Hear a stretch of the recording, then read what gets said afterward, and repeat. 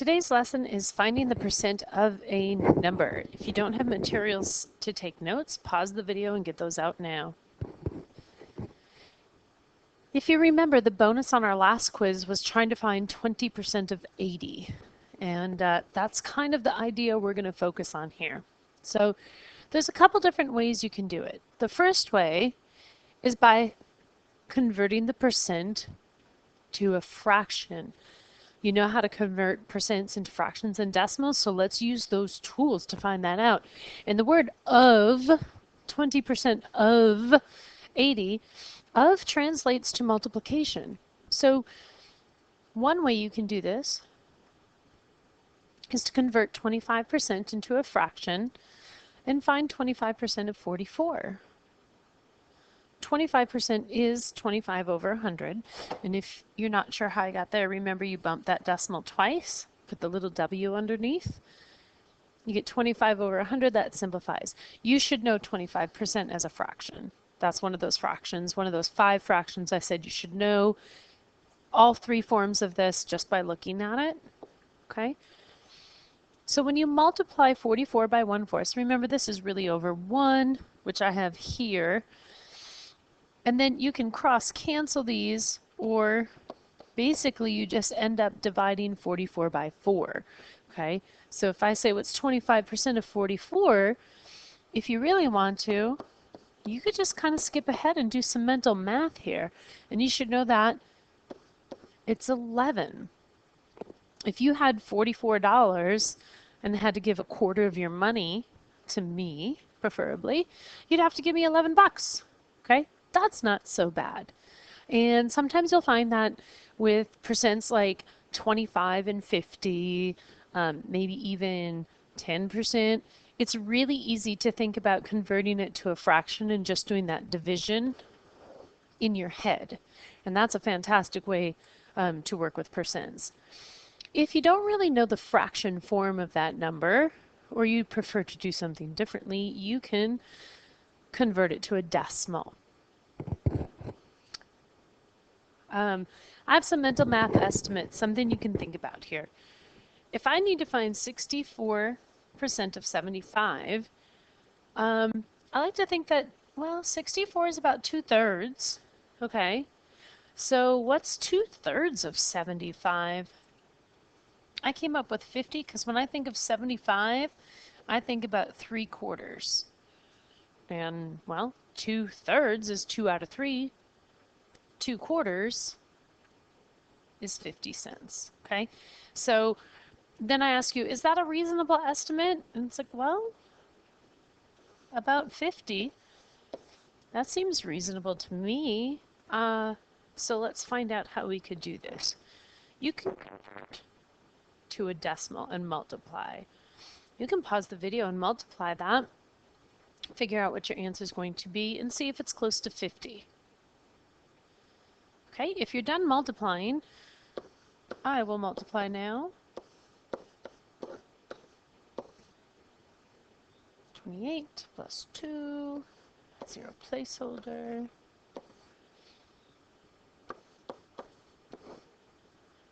And I need a little more room here. Remember, whoa, there were 2 decimal places here, so 2 decimal places here. And you get 48. That's really close to our estimate.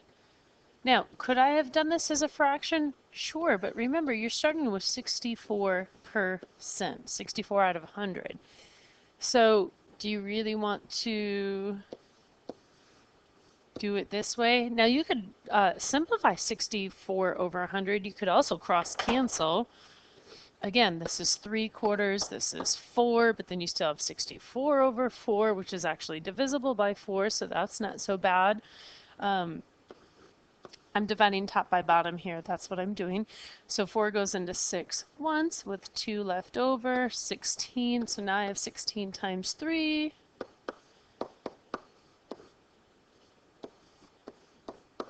Same answer. Rightfully so. So could I do any percent as a fraction? Absolutely. You get to choose which one is easier for you. I find that most of us gravitate towards just a simple multiplication problem. We know what to multiply, and then we can be done, okay? If you want to look over this example some more, or how I did the fraction example here, because I did it so quickly, you can rewind the video and watch it again. But now we're going to move on, okay? Here are some examples of mental math. I do not want you to write these down. I just want you to think about the process, okay? Because for some of you, this is going to be so easy and you're going to be so grateful to see these little simple tools. And for some of us, it's going to be a little complex, so we don't want to spend too much time trying to do this stuff in our head if we have great tools to write stuff down and work it out, okay? If you were trying to find, say, 11% of something, 840, well, you can rip that 11 apart. It's 10 plus 1. And I know finding 10% of something is really easy. It's just like dividing by 10. And so all you do is bump that decimal over. 10% of 840 is 84. And so let's bump that decimal again to find the 1%. And now I just add those back together. Okay. Again, you do not have to write this down unless it greatly interests you. You would add these up and get 92.4%. And accordingly, so if you're trying to find 9% of something, you can still think about that as 10. That's one less than 10. So you would still find 10% and the 1%, but now you subtract them. Okay, so think about this for a second. What did I do wrong? Pause the video if you need to and think about it, because I'm about to tell you. There's a 0 here. 0 subtract 8 is negative 8. You can't just do that, okay? So just remember, you have to borrow. It's nice and easy. You gotta line up the dot. But it's not quite that simple as just being able to look at it and write down that 8. Okay. Ooh, that's a 1. Sorry. Okay, so $71 or 71.2. Maybe this is money. If you had $78 and I borrowed $7.80, you would not have that much money. Okay. Again, this is just something to think about. Maybe if you're out shopping or something like that, we know that our tax rate is about 9%. Now, for most intents and purposes, I would just take 10%.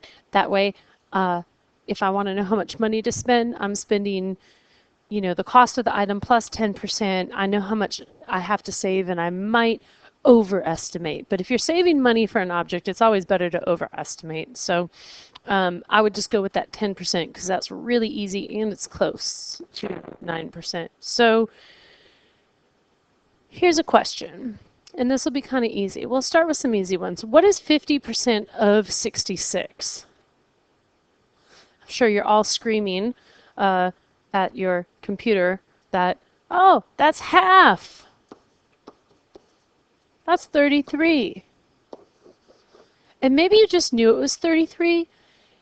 And sometimes I hear you say in class, well, I can't explain it. If you think about it, if I made you explain it, you would say that, well, that's half.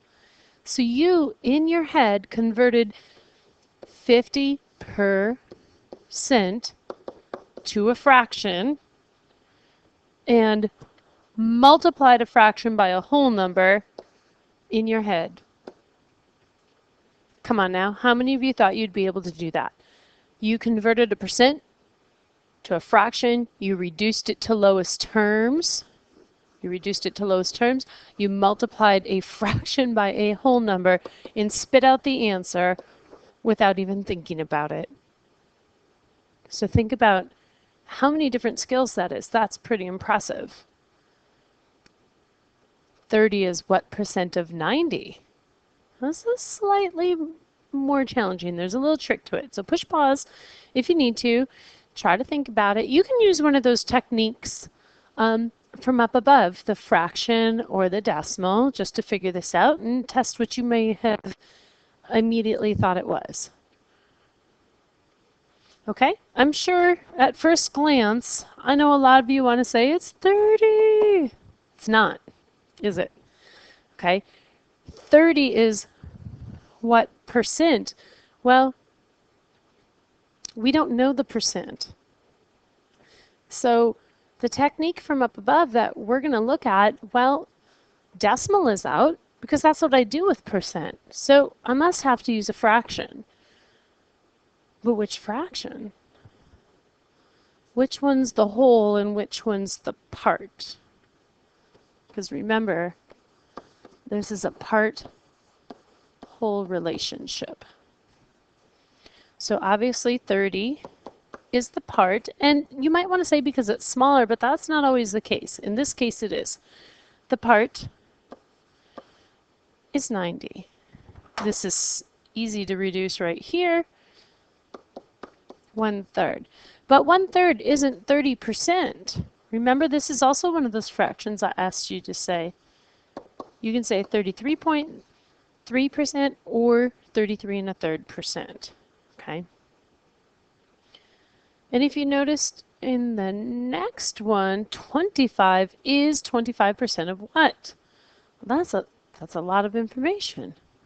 You can't just divide by 4. That's not divisible. I mean, you could, but then you'd have to do some work. So if you prefer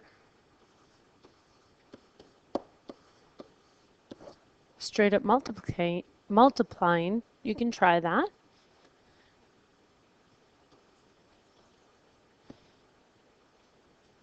Five times 2 is 10.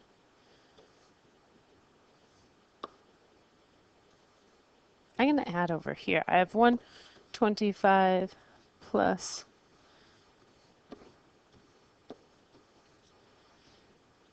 and there were some decimals involved. Huh. That doesn't seem right now, does it?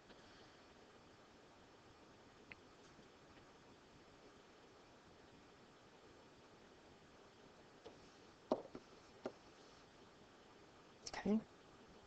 6.25. That's about a quarter of that, though. It might not seem right, but it is, because think about it. If I were to divide 25 by 4, it goes in about 6 times. So 6 times 4 is 24. We got 1 left over, so that works for us. Okay. Here we have what is 18% of 32, and what is 30%, or 15 is 30% of what? What is 72% of 18?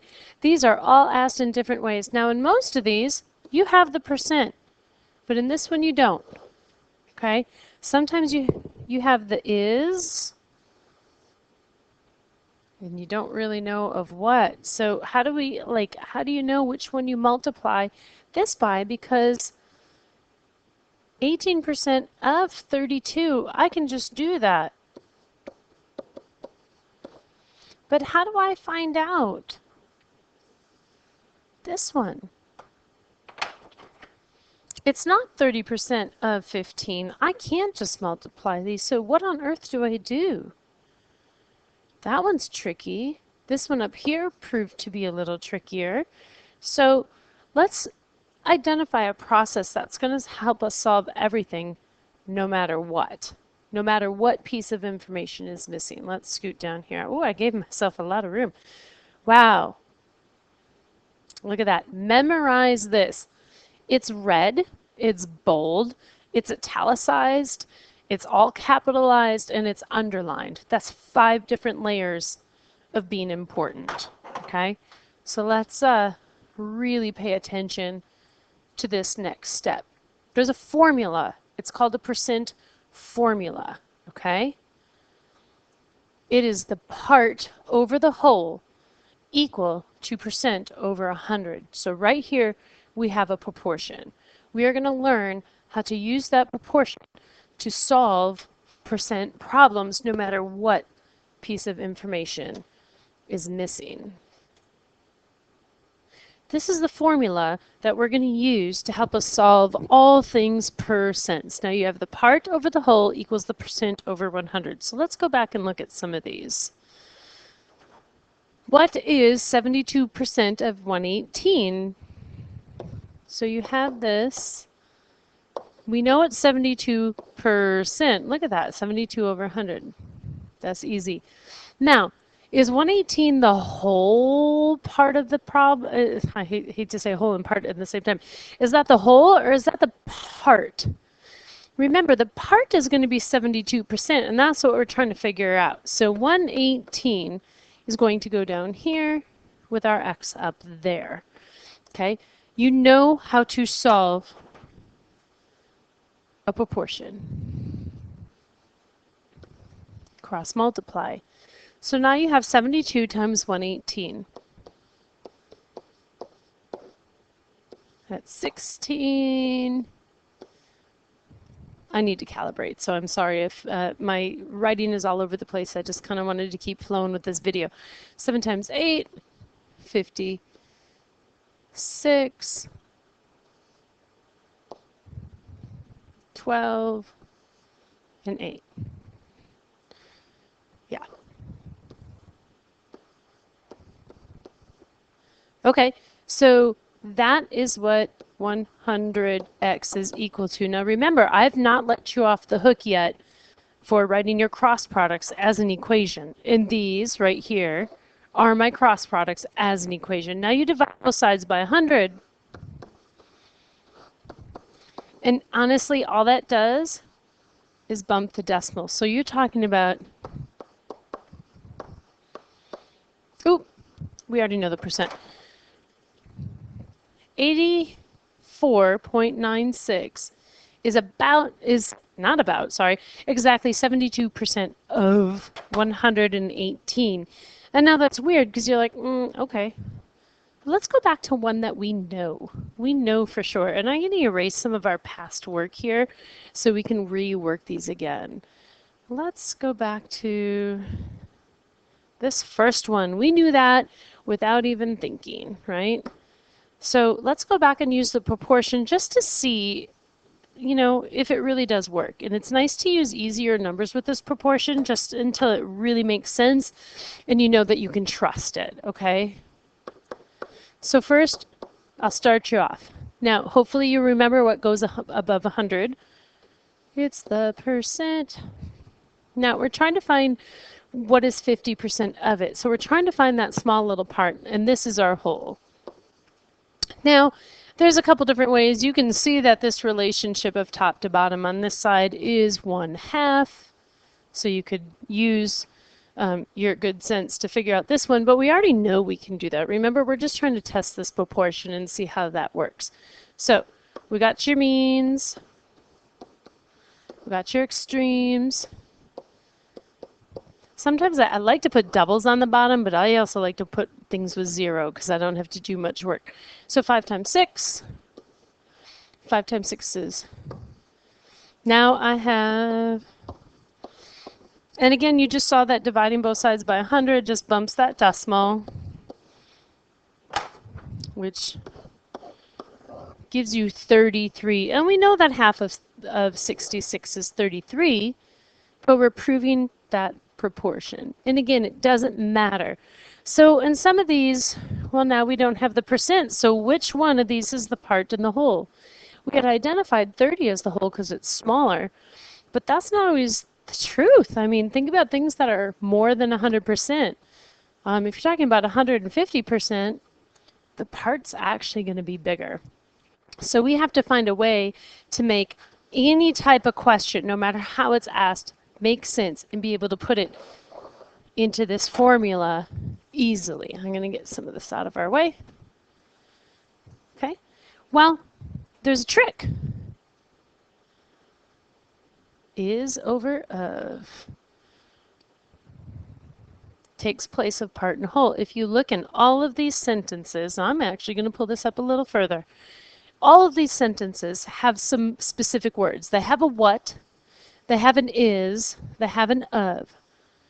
So how do you know? Put is over of. In this particular situation, I know we already did this one, so we're not going to look at this one again, okay? But it's good to make sense of how do you know which one is the is. Wherever you see the word what do we do for that mathematically? If I say, what number am I talking about, and you don't know the number, nor is there enough information to figure out the number, that's our unknown. Anytime you see the word what, that is now where you use your X. Okay? So this is what is, and that's how you know is. Is over of. What is? And then here's my nice percent. It always has this great little symbol or this big word to point it out to me. 50%, hundreds of freebie. That's like the free spot in Bingo. It always goes there. And then here you have the word of. The number after the word of is always your of. Is a squirrely. Sometimes the number is before, sometimes it's after, so you're going to have to pay attention to your is. And so if you take a look at this first one with this underline, this squiggle, a box, I've sort of coded my math sentence. It's almost like having to underline a noun, circle the verb, kind of stuff. And let's do that for each one of these. I'm not going to ask you to solve each one of them. I'm just going to ask you to kind of walk through a few with me, do a few on your own, and try to find this out. We've already done the first one a couple times, so we're going to leave that alone. Now I have 30 is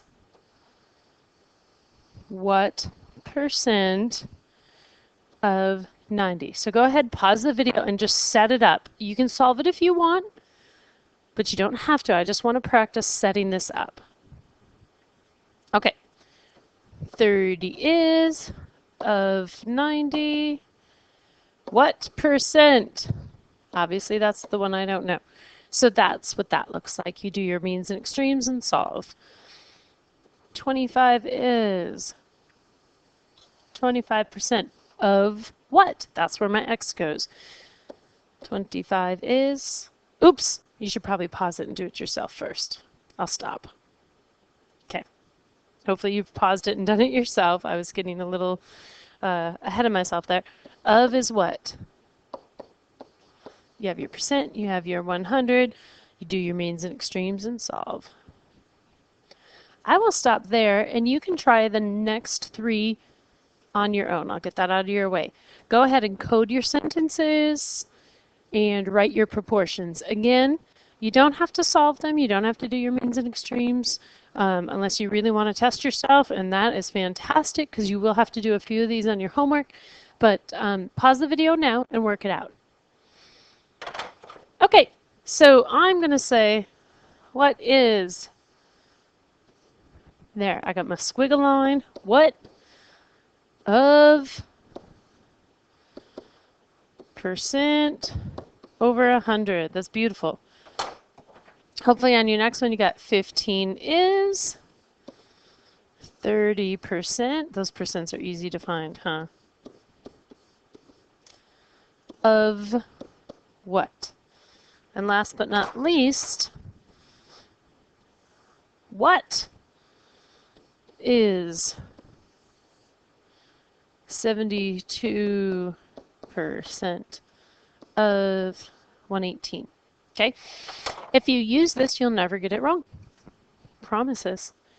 You'll have some math practices that show you just how to set it up, and then we'll go through and solve. Okay? So if you haven't done your means and extremes and solved them, you can pause it and do it now. I am just going to take this video as far as showing you the equation. Okay? It's up to you to solve it yourself. And write it out this way on your homework and stuff. Okay? So pause the video and write your means and extremes as an equation. You can work it all the way through. Okay, so just for a little extra support, it should look like this. Again, if you, without a doubt, how this goes, you're okay. 25x equals 2500. Interesting. Okay.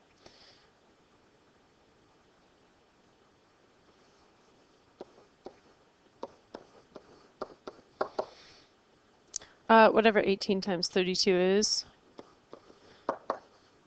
And again, this is just sort of an instruction to show you how to take the next step once you have this set up as a proportion, which you should already know. We've done this. And you got some math skills.